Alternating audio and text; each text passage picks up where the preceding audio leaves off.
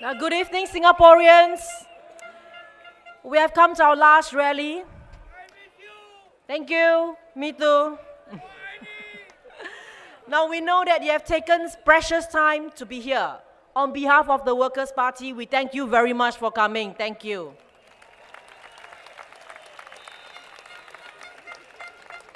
In the past 9 days, we have worked hand in hand with a group of trusted and passionate volunteers who came from all walks of life, from age 20 all the way to 70. They were there for us when we were elected in 2011, 2012, and 2013, and have been helping us in our MPS, house visits, parliamentary work, as well as grassroots activities. When the election was called, they stepped up readily to offer help. Some took leave from work, while others tried to help around work schedule. We are very grateful for their support. We wouldn't be standing here today if not for them. And of course, our family, our strongest supporter. I would like to thank every one of them very, very much for their hard work. Thank you.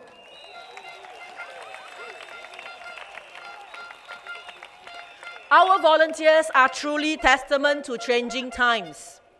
There was a time where opposition parties had only a handful of volunteers. People were fearful or suspicious. Even if they wanted to help, they were cautious about getting too involved. Today, people are brave. They are willing to come forward because of what they believe in, to openly support us because they want to see changed, because they believe the country needs to head in a different direction, because they want to empower their future.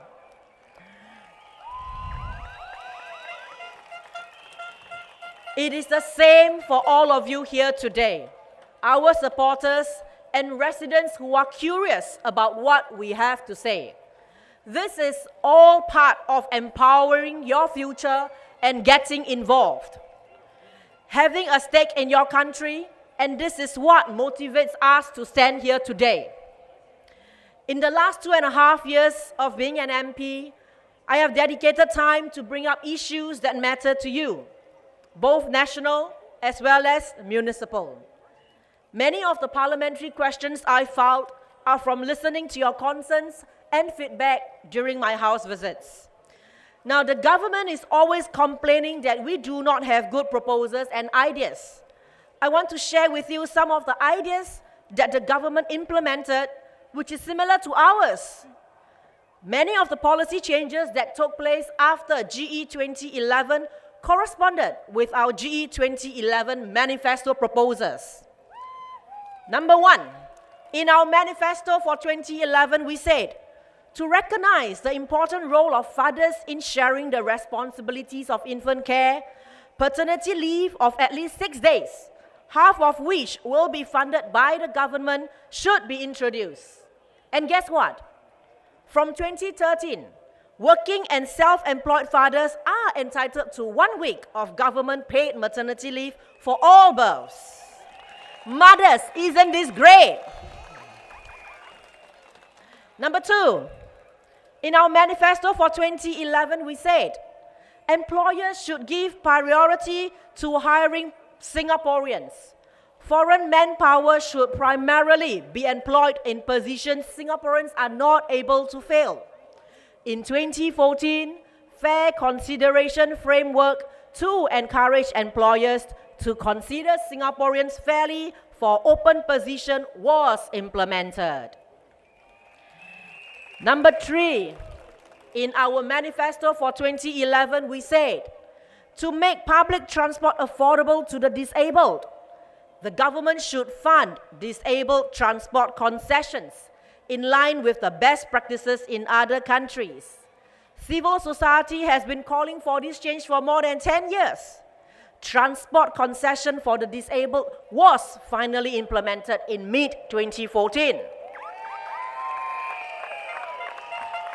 Next, the plight of single mothers was brought up repeatedly in Parliament as well as by civil society. This group of mothers is not at all recognized as mothers with children to take care of simply because they are unmarried. Finally, in May 2013, the government announced that single mothers will be entitled to take childcare and infant care leave. However, we know that there are other things they are not entitled to, such as tax reliefs, family nucleus for buying HDB flat, and 16 weeks of maternity leave. What the PAP is missing in this is empathy, not just for the mother, but for the child as well. A single mother requires more support, not less, to raise a healthy, financially, and emotionally supported child. Mr. Tan Chuan Jin recently announced that this discrimination against single mothers would be reviewed, and we look forward to more good news. Ladies and gentlemen, this collective weight has seen the government scale back and listens to you where they were not listening before. What this goes to show is that only by speaking up continuously, relentlessly, and persistently, only by reminding the government of issues that are affecting Singaporeans, will they hear you. If you do not speak up, you cannot be angry that your voice has not been heard. And the Workers' Party and I are here to make sure they hear you.